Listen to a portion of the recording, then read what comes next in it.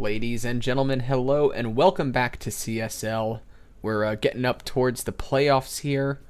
It's going to be UTI, which is the University of Texas Austin, I believe, versus RPI.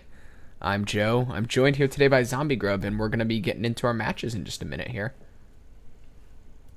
Yep. There you the countdown. So Ascension Ire is going to be Timoris versus Jon Snow to start things off. GM versus GM, but Jon Snow, of course, well known for a lot of people more than just Morris is.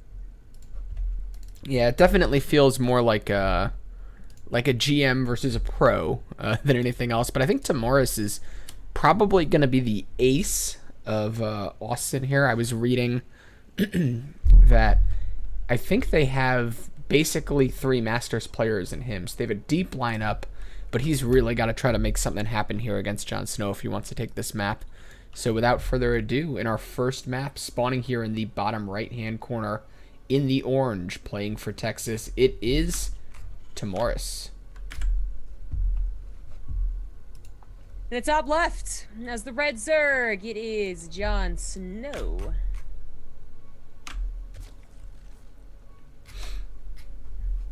Starting things off with a ZVT on Ascension to Ire. We don't actually see a lot of Terran here in the CSL. I feel like it's weighted pretty heavily towards that Protoss and Zerg, so I think it's going to be fun seeing a GM versus GM ZVT match here. Getting to see something a little bit different. Timoris, I'm guessing, probably has something cheeky up his sleeve, and it feels like there's a lot you can do right now in TVZ when you're just kind of trying to make something happen against a player that's probably a bit better than you. Yeah, I feel like most players are willing to admit when they know that they're facing a pro. I mean, Jon Snow at this point is considered a pro, even though he's obviously in college. That's why he's playing here. He dedicates a lot of his time, and when he doesn't, I guess he's still pretty darn good. He's been over to Korea at least once. Like, this guy is more entrenched in the StarCraft scene, I suppose, even if Timoris is GM, which is definitely a feat in of itself, but is he high enough GM to really take on the likes of Jon Snow? Once you get to a certain level, you're beyond the ladder, especially the NA ladder. Not to mean any offense, and obviously I play an NA ladder, but just that's how it is. They definitely reached a certain point past that, and Timoris, he's either going to show us that he's kind of reaching those upper echelons, top GM and facing the pro players, giving them some decent games, or is he kind of stuck middling around GM, not quite able to take games off of, well, the names of Jon Snow, Need, those types. Yeah, and I think the test for him is going to start right away as Jon Snow moving across the map with some pretty quick lings here. I think he's going to be aiming to try to get that CC canceled. They were technically scouted by the SCV, but they didn't attack. So if Timoris wasn't paying attention, maybe if he was looking at his base for some reason, he definitely could have missed him, but he is leaving the Reaper at home, and that's actually going to ward them off. And as long as his control is good here, this should be enough to secure Timoris just a decent early game advantage. I really like it Timoris SCV scouted. I feel like even though we kind of put the onus on Timoris to do something, it is very possible Jon Snow thought that his early game shenanigans would get him a lead here. And 6 lings that go unscouted could certainly have done that, but kind of forced to use them in a bad situation, one where Jon Snow knew the Reaper was at home to defend. He wasn't going to have speed anytime soon. It wasn't that type of build, but he managed to grab a Marine and 3 SCVs, and that's actually pretty decent. Unfortunately, Timoris probably should have just kept any SCVs up in the main for a little while longer. Yeah, I think he was maybe hoping to use him to just make sure that CC went down on time, which it did. So I think Jon Snow going to be happy with the scouted attack. That's the best you can hope for. And Timoris, on the other hand, does manage to get that CC down in time, so he's going to have those mules to call on. And now that he knows the lines are cleaned up, he's going to be moving across the map with his Reaper. He's getting the full scout off. Doesn't want to poke into the main quite yet, just going to pull that back, maybe worried about some more lings here. But he's going to have the Hellions joining up in a minute, and it's going to be his turn to put some pressure on the front of Jon Snow here. Well, Jon Snow's getting a really great scout since taking out the Marine. That Marine, by the way, would have absolutely dealt with like 2 or even 4 lings with the help of the Reaper, but it really was the 6th ling that complicated matters. But the Overlord getting the full scout is a nice benefit to sniping that. So it sees that there is Banshee Cloak on the way, probably trying to go for the Viking, as almost all Terrans do nowadays. And he'll have basically perfect defense unless he really screws up. I mean, he shouldn't. He has all the scouting information possible. Yeah, it looks like Tamora's trying to find an angle here. Jon Snow does have these two queens out at the front. They're going to do a pretty good job of dealing with this as long as their positioning isn't screwed up. And Tamora's forced to kind of just pick off some creep tuners, chip away at whatever he can at the front while he waits for that Banshee. And that's like theoretically the damage dealer, but Jon Snow's got Lair on the way. He's going to have access to Overseers. Like you said, he got that full scout. Spores already going up at all three bases here. And I think this attack is basically just going to do nothing despite all the investment from Timoris. Unfortunately, that's where Hellions really are. Maybe they get a creep tumor, but gone are the days of 3 Reapers, 6 Hellions killing a bunch of Queens. The only thing you really got to worry about is do they turn into Hellbats, which Jon Snow has said got basically a full scout. Even got a little bit back to the back of the mineral line before that Viking was able to take out the Overlord. It was just that one Overlord too, so the Vikings are going to try and find something else, but there's just nothing here. Jon Snow, even limited on the drones of this third, doesn't have too much to lose, even if this queen can't defend it, and she actually lives. Yeah, once again, pushing this attack away at the third here is Jon Snow. Just absolutely impeccable defense. At the same time, he's even poking and prodding with some Lings at the front. He sees more Hellions, so he knows that the Hellion production is considering, and I gotta think in the back of his mind, he's starting to worry about Hellbats as he sees this Hellion count just continuing to climb upwards and upwards. Right. Certainly he's thinking, okay, it's probably a mech. Once you're at 6, maybe 8 Hellions, you're going to want to swap that off usually.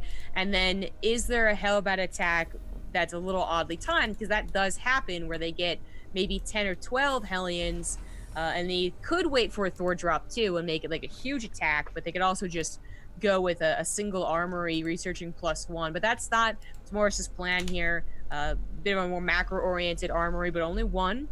I kind of would have expected 2, but I guess he's not getting a very greedy third at all. Oh, these Banelings, they should not do much damage. Yeah, just actually going to crash them into the supply depots. Not even going to supply block Timoris there. It does open up the wall, but there's no other Lings patrolling around looking for any kind of opening here. So Jon Snow maybe just hoping to catch a depot with its pants down and wasn't able to do that. Yeah. I guess so, but catching 3 depots actually is not that bad for 6 Banelings. Yeah, it looks like Timoris maybe feeling confident enough to move out here once again. He wants to try to get the map control that these Hellions are supposed to give him here. So far, he hasn't had any luck with the pressure. And so many queens at this third base here, I don't think his luck is going to be changing anytime soon as Jon Snow continues to push this back.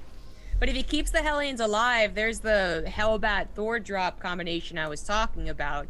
I think ideally you could pair this up with +1 vehicle weapons as well. It requires quite a bit of gas, but you're not producing siege tanks or anything else, so it is doable. Although in this case, I guess he's also getting Blue Flame. So we'll see if that works out perfectly. It kind of looks like it is. Kudos to the build order here for Timoris.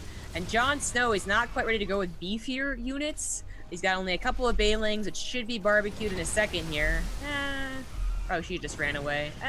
Not the best control, but Hellions are easily replaceable.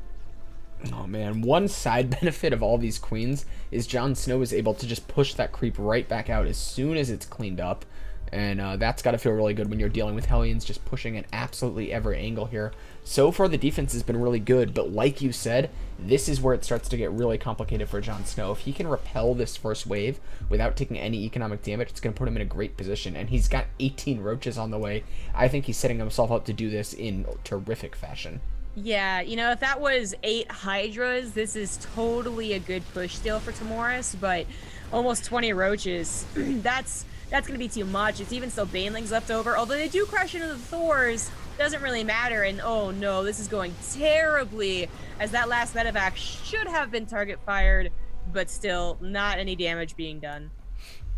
Yeah, Timoris' army is just running out of steam here. Jon Snow is rapidly approaching maximum supply, and this is looking pretty desperate for our Orange Terran, who is starting to try to shelter up now on his third. He's finally on the defensive. Jon Snow feeling confident moving out. This tank is going to get some nice shots against the Banelings, but once this arc of roaches kicks in, I don't think a single tank is going to be nearly enough to anchor this defense.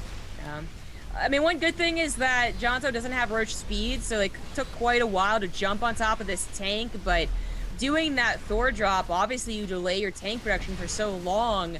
If he had the Thors, both Thors, if he had twice as many Hellbats, this could have been a hold, but it would have always been tough.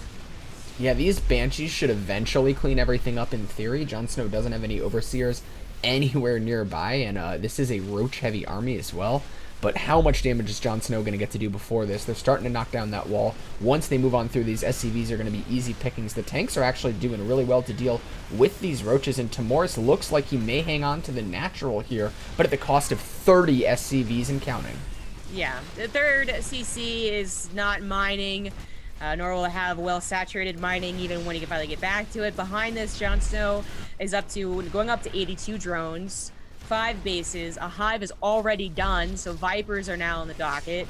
And Timoris just, unfortunately, he's just really dead.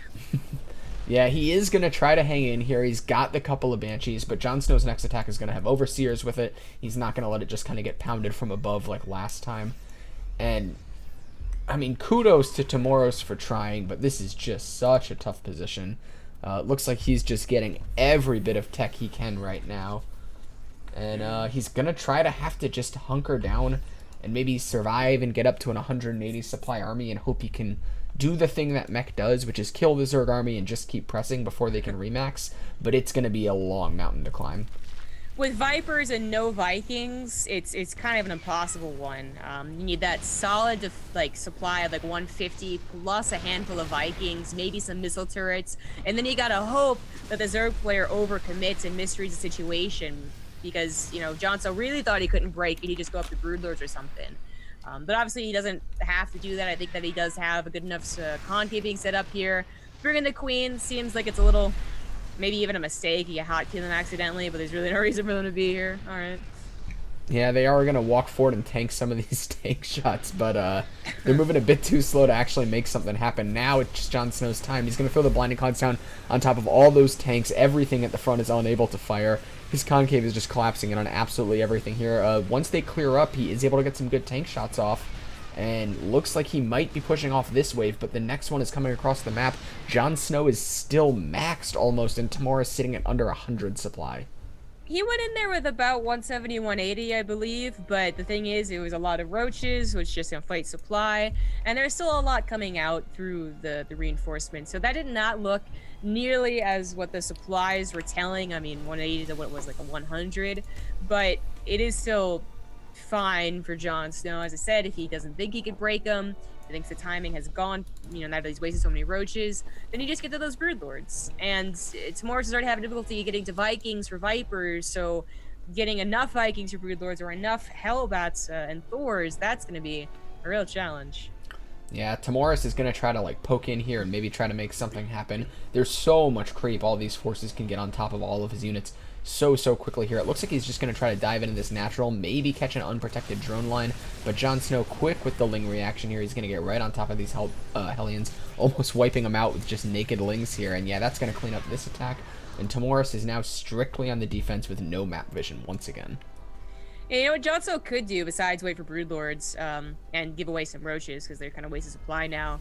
He could just use Abducts.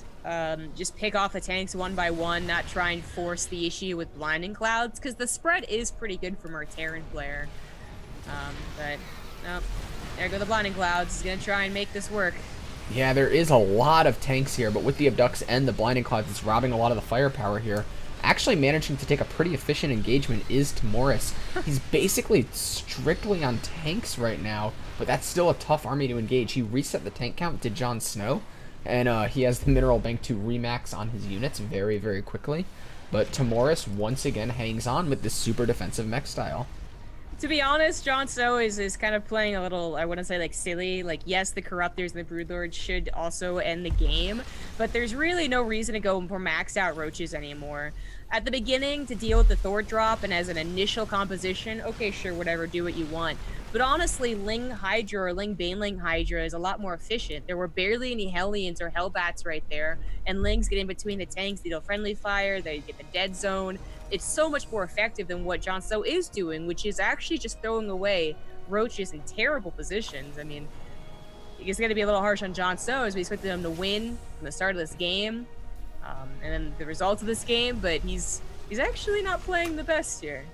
Yeah, Timoris actually going to manage to secure this fourth, at least for the moment. The Mulehammer comes down, and suddenly his income is going to briefly match Jon Snow's. He's trying really hard to get up to like 180, 200 supply, because that's the time when he feels he can maybe at least fight on even terms with Jon Snow for a moment. He can maybe try to go for a big move out with a kill move, and he'll be a lot tougher to kill once he gets there. Jon Snow is pushing up. He doesn't want to let Timoris get that army built up here.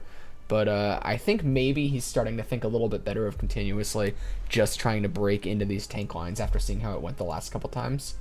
Kind of wish he would invest in Tunneling Claws if he was going to go for these roach attacks, but maybe it'll do its job.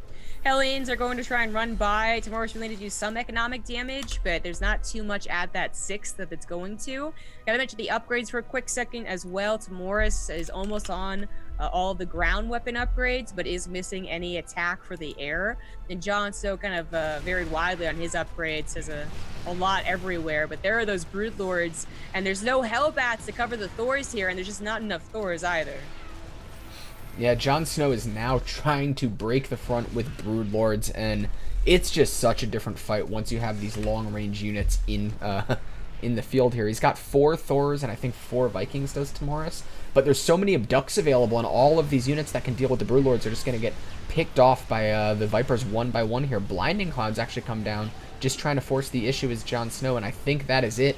The GG well play is called, and Jon Snow takes the first map for RPI. Yeah, not unexpected, but Timoris really showing the strength of a defensive mech player. Jon Snow, I don't want to say he ever at any point almost threw the game, but he probably gave a lot of hope to Timoris, throwing away almost probably 100 worth supply of roaches, maybe more, as they're so supply dense. But GG. Yeah, well played by Jon Snow. We're going to be going to our next match in just a moment here, and that's going to be Sangjin, who's a Terran for UT Austin, versus Jon Snow's teammate, who is... I just lost my place here. Jon Snow's teammate, who is... Red Velvet? I'm not sure what his other name is. Yeah, it looks like Spaceman. So don't go anywhere, guys. We will be right back.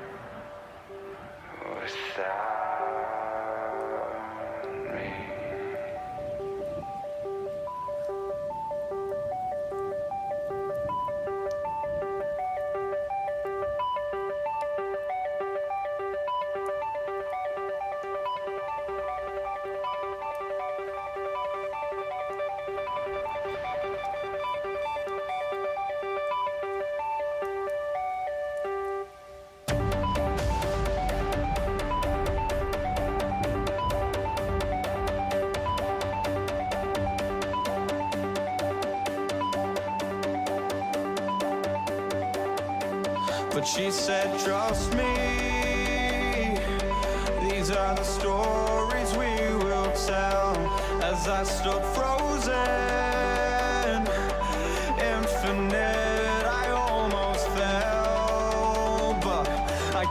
feeling and my heart starts beating. A sudden rush of feeling alive. This is freedom and I won't change. I won't phase out.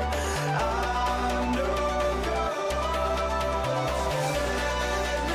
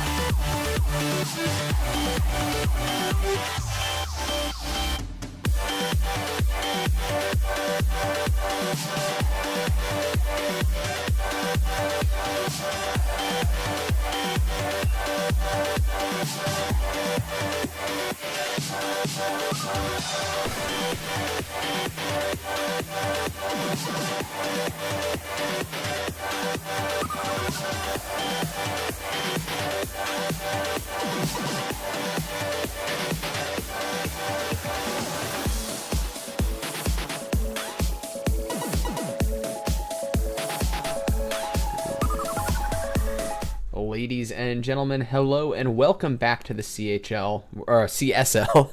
We're about to be hopping into our second 1v1 here on Neon Violet Square with Sangjin versus Spaceman. We've got another TVZ coming up. Yep, it was Red Velvet on the Reddit thread, but it is Sangjin in game. All right, here we go. Neon Violet Square in the bottom right. As the red Zerg, it is Spaceman, or Spaceman if you're a 30 Rock fan. And in the top left-hand corner, we have the blue Terran. It is Sangjin, or Red Velvet, as he was in the Reddit thread, like you were mentioning. Yeah, and apparently also at one point known as Sanguine. I kind of remember that name because I remember not being able to pronounce it and wondering if it was a real word. So, isn't these guys have many sanguine like names. the color red? I swear it was a real word. I thought it was something a little bit weirder than that. I think it's like a Google it again. blood red color. You're right, but I remembered it as optimistic or positive. Like it was an adjective, and I was like, it's too fancy of an adjective for me to ever use. Okay. So I don't know what Sangjin means, but he just thinks it's cooler. Yeah, I don't know. There's a lot of kind of name shuffling, because I guess the players are allowed to have like a BattleNet name and then a name they want to be like in the bracket under. Yeah. So you get a little bit of weirdness because of that, but no weirdness going on in our game here as both players opening up pretty standard. Sangjin is going to go for that SCV scout. Probably wants to make sure Spaceman isn't going for any kind of crazy early pool timing, but I think he's just going to see hatch gas pool here and feel pretty comfortable. Yep. It's like it is a little rare to see SCV scouts unless you think your opponent's going to be aggressive, either play them before or it's a particularly good map for it, or something along those lines. But now we've seen it twice in a row.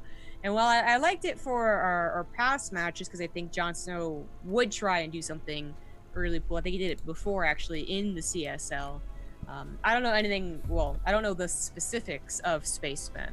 Definitely cast him before, seen him before, but I couldn't tell you, he does early pools 9 times out of 10 or something super cool like that. But clearly, Sangjin thought that could be a problem. Now he can kind of rest easy. Yeah, I think like because it is the best of one Pro League style format, you just want to make sure, and as we're in these like final matches that determine seeding, they're super important. You might just be a little worried that your opponent has something super nuts up his sleeve that's just designed to kill you. And I feel like I don't fault him too much for not wanting to die to that. He is going to have the second scout here with the Reaper as he starts to put some aggression on at the front. Just trying to peel off a couple of these lings, maybe try to create an opening for a scout to go into the main base here. And getting one already is a bit nice. Yeah, that's kind of what you hope for. If you get all of the lings, the Zerg player messed up. If you get a drone, the Zerg player messed up. If you get one Ling, well, that's kind of to be expected. Although, Yeah, and he is going to be pushed away here, so looks like we're going to be going into like a pretty standard macro game, as neither player's taken much damage. Just continuing to macro up here. Neon Violet Square is a big map, so it kind of lends itself to that. And as I say that, a Roachborn goes down on 2 bases. Yeah, and Spaceman made 6 extra Lings, which you really don't have to do, even if your initial 4 Lings die. But then your Queen's out, and the Reaper's no longer a big deal. Not until Hellions come out anyways. So finally, I was worried about this. Sangjin does scout the 3rd base. Actually, right after dealing with the Lings, you want to check it to see if you can deny it. But he sees no 3rd. Probably starting getting a little paranoid, because even though Neon Violet Square has a back base, no Zerg ever wants to take that as their 3rd. Yeah, and actually seeing these Lings across the map with the Lings also in the natural is definitely going to freak you out a little bit. Something is fishy when you see 8 Lings out on the map at this point, and now he is going to clean up this first little wave of aggression here. But Spaceman has a lot more in store where that came from. The Roach Pump is starting up, and this is going to be a pretty powerful push at the front, especially if Sangjin is just expecting maybe like a big flood of Lings, and he's just getting out like those Hellions in that bunker to deal with it. Yeah, unfortunately not seeing the Roach Warren, it could be just a huge flood of Lings, something that they're trying to pounce on you when you're not paying attention. It's definitely effective. But the Marine's trying to scout for that, sees no Lings, we'll see 4 this time, but that's not a big deal. And I feel like Sangjin actually has a pretty good defense. A single bunker doesn't seem like much, but the Hellions finally move out. They'll be able to buy some time. He could swap his factory to some Cyclone production, and that should just do about the trick. Or do the trick, but of course it comes down to execution, and these Hellions actually don't scout the attack. I don't know why they're going over there. This is a really big deal. He's gonna want to pre-pull the SCVs. He's gonna want to swap over production like I was talking about. This is entirely missed. Yeah, this is just about the worst way this could have gone for Sangjin here, and it looks like these Lings are going to pull up and maybe even get the wraparound on these Hellions as they try to retreat up into the ramp. Good micro is going to save them, but it's going to be really tough to deal with those 6 Ravagers that are morphing in here on the other side of the map. Sangjin has to do something to deal with this before these pop, or this gets a lot scarier really, really quickly. Suddenly, all these SCVs getting biled. The Hellions are coming home to try to get the wraparound on it, but this is well done by Spaceman. Yeah, I mean, all the Lings are mostly gone, so the Hellions can't be that useful anyways, but there are so many Ravagers left over. The Cyclone started so late. There was no Banshee build in mind, so there's not much coming up from the starport to help. This is just absolutely terrible for Sangjin, who doesn't have a 3rd CC, so even though Spaceman is pretty all in, I think he's doing enough damage. But, I mean, it's no. Getting those Cyclones biled was absolutely devastating. He will eventually clean it up with the help of the SCVs here, but the next wave of Zerglings is already making their way across the map. There's more Roaches behind this, and Sangjin cannot think this is over. If he thinks this is over, there's a good chance he's just going to die to the second wave. Dang, those Cyclones dying was definitely a huge misstep. Now, Spaceman, I don't really know if he should continue with the all-in. This type of all-in, I feel, it really loses momentum quickly because its real backbone is in slow Roaches and, of course, Ravagers that still need to be built. But a second all-in could have been a surprise. Cyclones are really good. There's still a couple Hellions to deal with whatever Lings are available. Another SV pool might just be able to cut it. Yeah, he's trying to make it happen, is Sangjin. He's got the SCVs getting the wraparound. Cute micro with the Cyclones keeping them alive here, and the SCVs are protecting those Cyclones for now. Those units are so critical for this defense, and he still has both of them alive. He might just make this hold. Yeah, but he lost 12 SCVs. He lost the medevac as well, which would have provided at least some drop opportunity. Liberator is kind of the worst thing to have in this situation because there are Ravagers, although this one is going to live. You need 3 Ravagers, one-shot a Liberator. Very annoying for Spaceman, who he's gotten a 3rd base. He's going up to a lair. He is thinking about the macro game, but now that Sangjin's down to 17 workers, I think the game is Spaceman's. Yeah, I think you're right. Sangjin in a really, really tough position here. If Spaceman can take this as well, he'll put RPI in a 2-0 lead, and that means they're guaranteed to be allowed to play Jon Snow again in the ace match.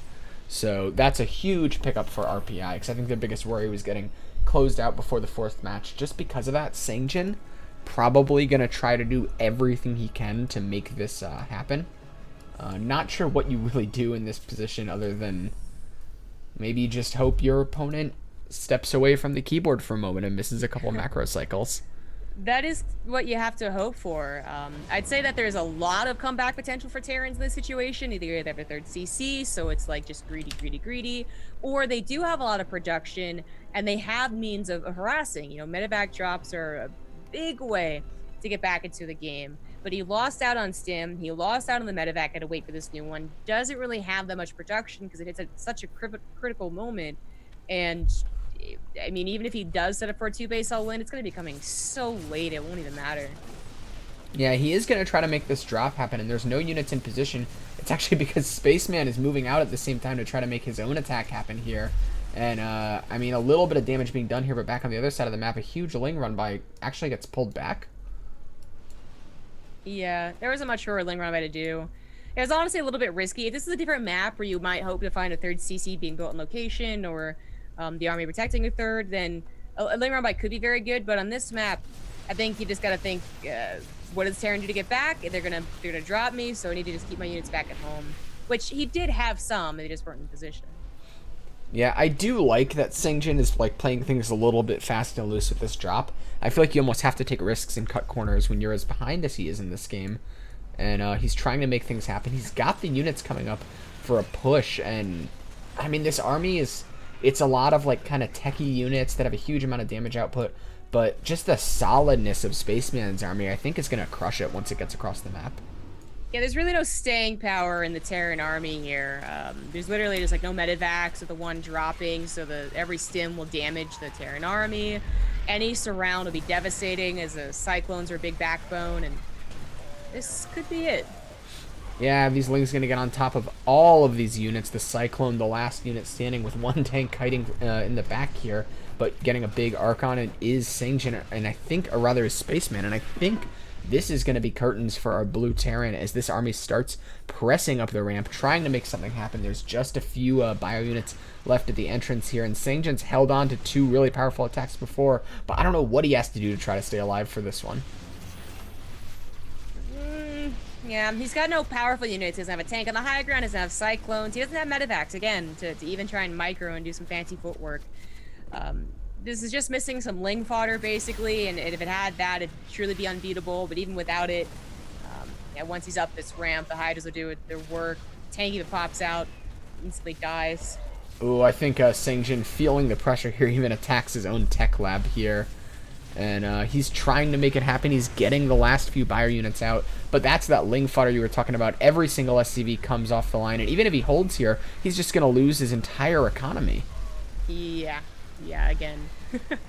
Looks like he will hold. Stim, looks the medevacs popping out.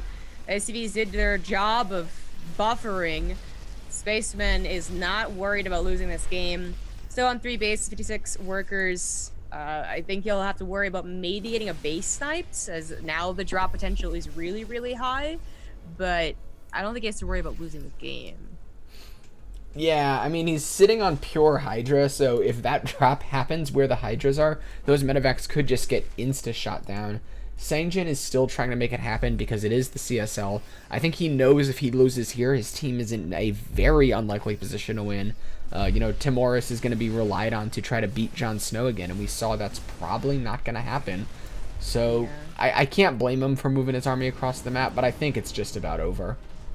Yeah, of course there's a 2v2 after this, but definitely thinking ahead, it would eventually come down to an ace match if there is a win here for a Zerg player, and there absolutely is, and that's where kind of the hopes and dreams of Boston go down the drain. Maybe. But this medevac drop barely surviving against the Hydras. They do not have range yet, and they honestly just slow even with their speed. But as long as Spaceman leaves anything at home, so 8 Hydras reinforcing at home would be enough, and does a counter here, he'll be fine. Just run over there with the Hydras. Run them to the natural base if he's running home. I think Spaceman is maybe giving Singjin a little bit too much credit here. Taking everything home to defend. He's going to be pushing in here. And Singjin's actually moving in at the most opportune time possible. He might get a lot of drone damage done here if he target fires correctly.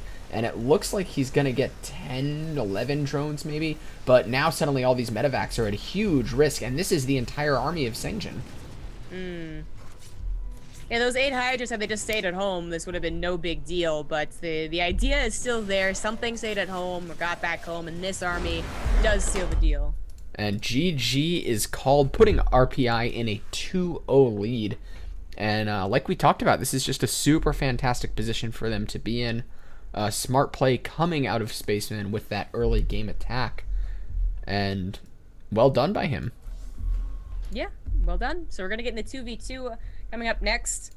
We're going to see Spaceman again on the 2v2 team with T-Fang against Isaac and G-Tier Sneezer. So don't go anywhere, guys, because we will be right back.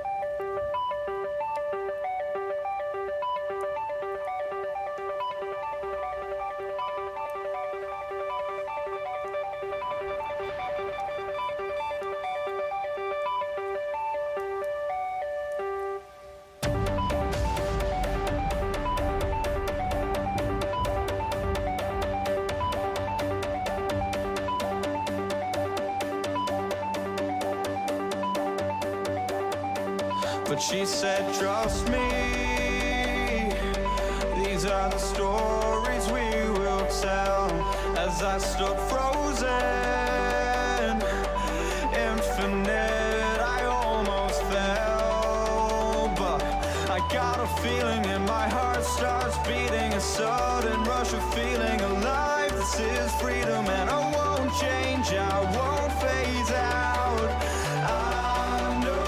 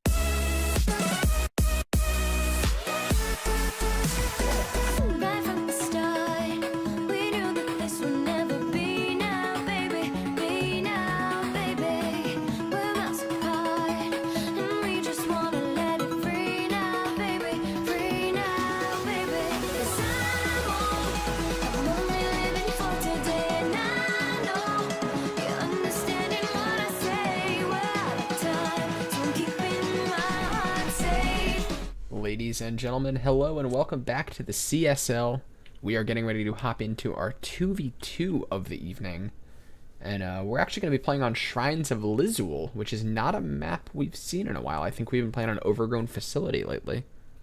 Okay, this is actually the last time I think I saw a 2v2, so I said I'm familiar with it. But we are going to be hopping in just a moment, getting into that loading screen. And it looks like we've got a double Zerg versus a Zerg Terran. So this should be cool to watch here. And without further ado, let's go ahead and get into our game. Spawning here in the top right-hand corner. Playing for UT Austin, it is the orange Zerg, G-tier Sneezer, and the red Zerg player, Isaac. In the bottom left, their team is up to 0. It is Spacemen and T-Fang.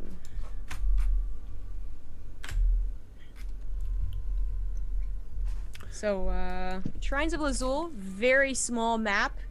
Double Zerg, I would have expected double early pool, but not the case so far. Nope, not the case. Yeah, I think with this kind of map, though, you can also just go for, like, hatch gas pool, have one player maybe do a super early pool, and then the second player just overwhelms with, like, pure speedling behind that when they're already trying to deal with the first one. Because even though the map is tiny, the distance between your allied bases is pretty wide here, and that can make it kind of hard to reinforce. You can be awkward situation because you have the ramps between each other, and I think that Austin is going to be looking to just abuse that as a double Zerg team. Well, they both go for hatcheries, so there's really no emphasis on a faster speed timing, more aggressive speed timing. Of course, at any point they could both floodlings. That's absolutely correct. The problem here is that our Terran and Zerg on the other side of the map are not unfamiliar with 2v2s, and while they might initially also go for a hatch first, and T-Fang might have even gone for a command center, they don't. So we're going to have Hellions available for T-Fang about as quick as possible, the counter to the early lings, and for Spacemen, we're going to have perhaps Banelings. That would be a very safe thing to get, backed up with the gold base, which I really like that he got. I think that there's always that chance that it's not scouted, first of all, and then second of all, it's a little harder to reach when your opponents are aggressive. They're going to trap themselves in if they overcommit. Yeah, it's definitely a clever move here, transferring those drones right away to get that mineral income boost. And on the other side of the map, it looks like Spaceman's starting to get those firstlings out to defend his gold base, and his opponents are content to just kind of drone up on these hatch first openings right now. It does look like one Baneling nest coming down, but when you've got a double Zerg, I think it just kind of pays for both sides to play defensive, because at any given time, you could be dealing with a huge rush of speedlings. Well, I talked about how Hellions are going to be crucial for the defense, but they're also amazing as an attack. Terran Zerg has an amazing Hellion Ling strategy. That's really all you need, as whatever their opponents are, in this case double Zerg, what are they going to have? They're going to have Lings and Banelings 9 times out of 10. Some early roaches, maybe. The Hellions will deal with that, and any surround that might happen is where their partner comes in to back them off, back them up. So in theory, I want to say T-Fang and Spaceman have the better compositions, but of course, Ling Baneling wars, Ling Hellion wars, there's a lot to do with micro and execution. Yeah, it's all super volatile. They are going to be fighting for those watchtowers a little bit in the middle of the map. Positioning is just so important in this kind of fight, so getting that is nice. And it looks like Spaceman is going to be venturing out a little bit here. He does see the big Ling flood coming in, and these Hellions just letting the Lings tank exactly like you said. And he's going to start pushing these Lings back right away really efficiently. I was kind of wondering why T-Fang didn't do this. Oh, good. Got a little too close to those Banelings. Didn't come out immediately to help his partner, because he absolutely would have been able to be the winning edge. But if T-Fang's would be not confident with his Hellion micro, perhaps that explains it. And he didn't quite have 4 Hellions, I guess, which are really a magic number of safety.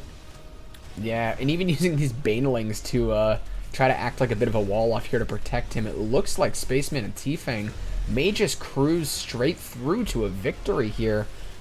G-tier Sneezer and Isaac are trying to get units out, but they're just crumbling to this Hellion pressure at the front, and this is starting to snowball really quickly. Yeah. Spaceman did lose a couple lings there, but he kind of just tanked the Baneling shots that otherwise would have hit the Hellions. At this point, the Hellions are a lot more important because they're unlikely to be surrounded. There simply aren't enough lings for Isaac and Sneezer, and this is looking to be a snowball. Probably game winning, but even if it's not, it certainly is doing a lot of damage. Yeah, finally starting to get that economic damage as well as they move into the drone line here. This gold mineral base is going to be forfeit, even forcing the cancel on those Banelings just so they can try to slow down this attack. But they're going to be looking for miracle Baneling hits on those Lings if they want to have any chance of engaging these Hellions. That was really weird. Caesar is attacking Isaac's space. Those were his orange lings attacking a red hatchery. I had to like triple, quadruple check. I thought maybe he was like joking around. He's about to tap out, but I think it was just a straight up mistake. Unfortunately, that was quite a few lings that could have been helpful killing some of these very damaged Hellions. But now there are lings everywhere from Spaceman getting into the main base, the Red Zerg player getting into the main base of Caesar here. Hellions are finally cleaned up, and they're absolutely the worst thing about this attack. But that was a lot of damage, a lot of army lost to Caesar and Isaac. Yeah, I mean, Caesar and Isaac do still have 5 bases between them. So they're a base up on their opponent. I mean, you kind of are like stuck between a rock and a hard place, though. You can either drone super hard and hope there's no follow-up aggression, or go for an all-in and hope you kill your opponent, because their only advantage is going to be that production they have right now. And it's a little bit of luck, it almost feels like, for them to make the right choice here. Losing all these lings is not the way to get the comeback started. No, that that was a very easy cleanup, thanks to Spaceman's Banelings. Now, I like that Caesar's trying to get into Roaches, something a lot sturdier here. That's absolutely what someone should have done, where they're, either Zerg, basically.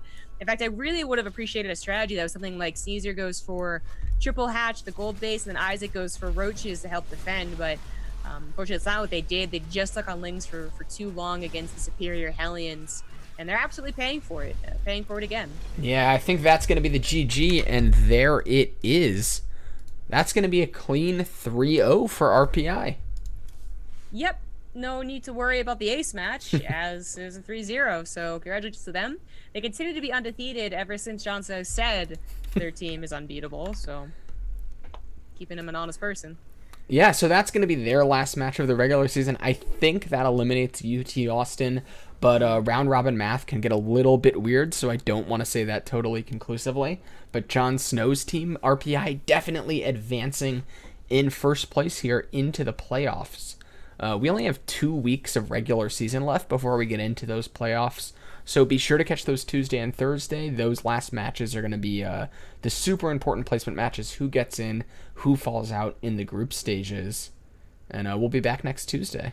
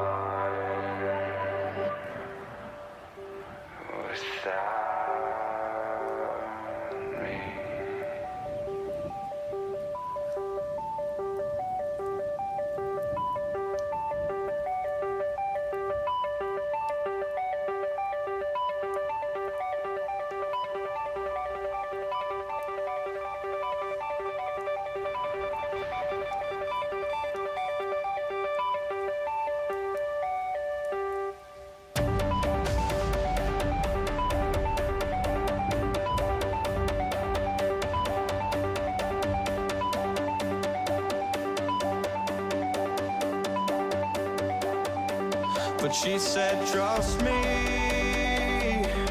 These are the stories we will tell. As I stood frozen,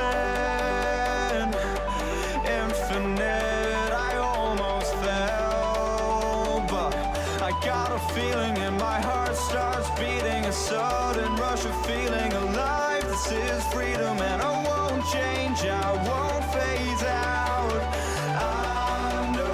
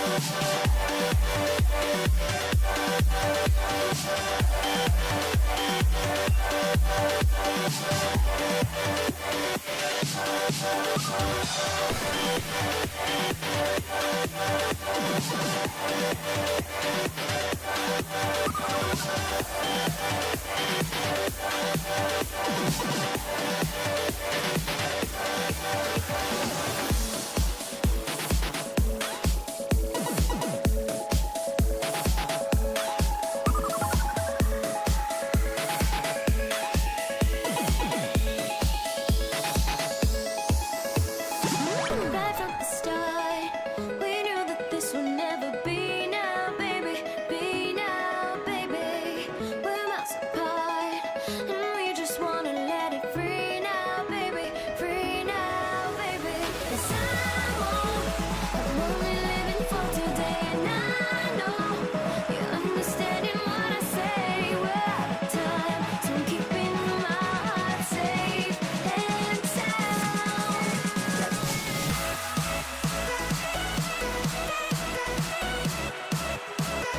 Safe and sound. Safe and sound.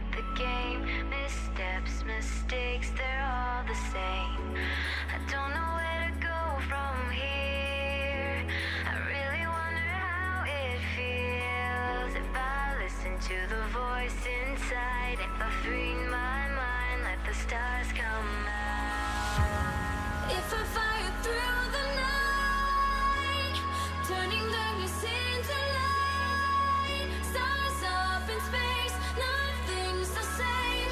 Now watch me burn your love to ashes.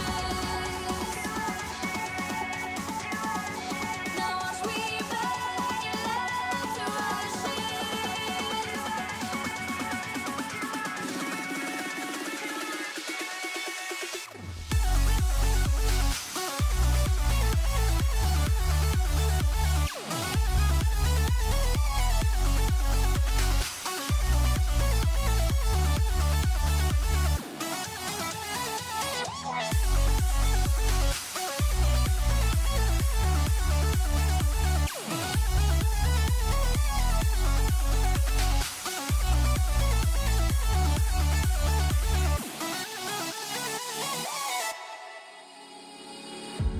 You thought you had all control, that I would never let you go. But I knew the lines, saw through your lies. Revenge is all so sweet sometimes. You don't know where to go from here. You never wondered how it feels when I listen to the voice inside. If I free my mind, let the stars come out. If I fire through the night, turning darkness into light. Stars up in space, nothing's the same. Now watch me burn your love to ashes. Now watch me burn your love to ashes.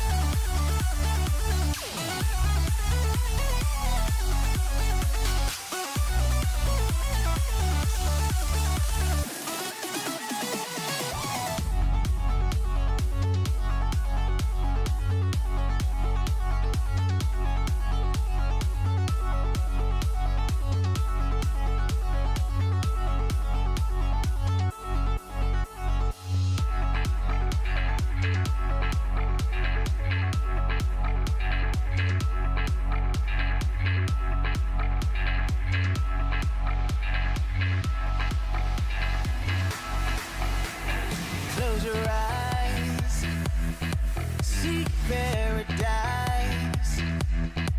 Won't change your mind, can't shape the lights. I'll take the chance and roll the dice. I want it all, just for the night. I live it out like I'll never die. I lose my head in the starry skies. Can't chain me down, I feel so alive. Back down, only one way out. I let you run my life, now you won't get me down.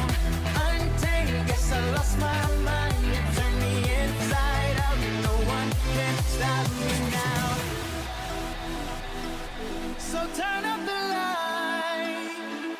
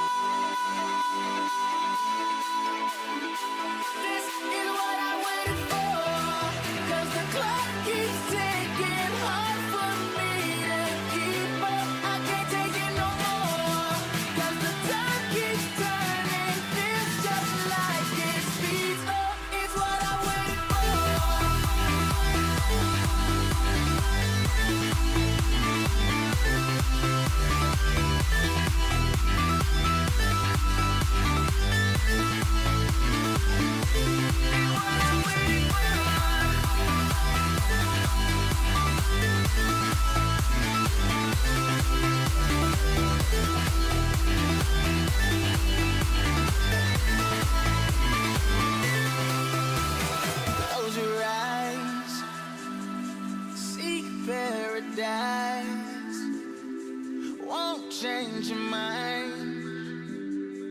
Can't shake the light. I'll take the chance and roll the dice. Just wanna feel the stars around. The atmosphere never to come down. I'll stand alone, whether right or wrong. It takes me home, right where I belong. Back down, only one way out. I'll let you run my life. Now you won't get me down. Untamed, guess I lost my mind. You turned me inside out. No one can stop me now. So turn